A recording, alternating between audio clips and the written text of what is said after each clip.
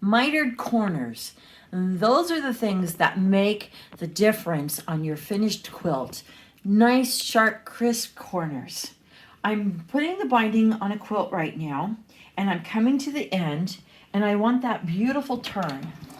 As I approach the edge, I'm looking at about a 1/4 inch in. So my stop point is going to be at a 1/4 inch from both sides. So if I come in off this corner, I want to stop right here at a 1/4 inch. 1/4 inch from this edge and a 1/4 inch from this edge. And then I'm going to sew off the quilt at a 45-degree angle.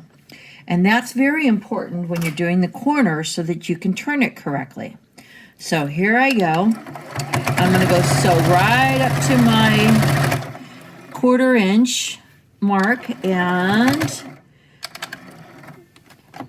exact is great, but not necessary. And so how I can tell if I'm at my 1/4 inch is when I turn that, I can see that my corner, see the white fluff underneath there? I'm not quite there yet. So I'm going to creep the needle over to that point. Oh, look at that. Beautiful. Absolutely beautiful.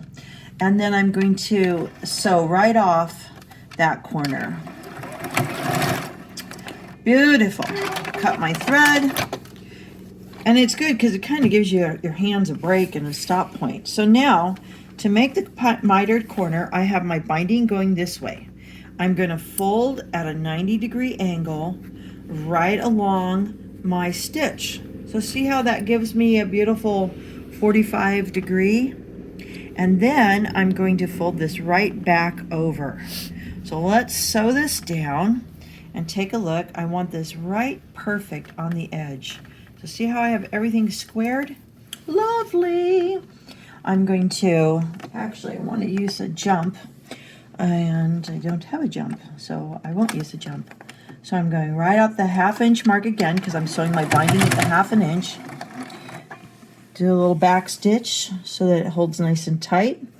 Do a little back stitch. And then I continue sewing my binding on 1/2 inch.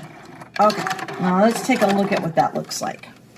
When I open it up, I have kind of a tuck here. And when I fold it back, look at that. I get a beautiful, beautiful 45-degree mitered finish. So now my thickness is right here on the top, and the thinner part is here. This is where the fabric is folded over itself.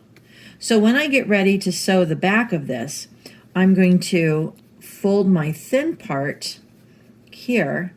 I'm going to fold the thick part this way. And now I'm keeping everything at right angles. So see that right angle? Lovely. And then when I flip this over, you can see I've got a nice 45-degree angle here. I'm going to fold this in half, and that's going to be my other binding. And so when I go to hand stitch this binding down, I'm going to have that mirrored 45-degree angle. And it's actually, you can feel it when you touch it. You can feel how this side tucks into the thinness of this, but it does not overlap the thickness. So that's a beautiful way of getting a nice, flat, crisp 45-degree mitered angle on the back of your quilt. And it's nice and flat. It's not over thick.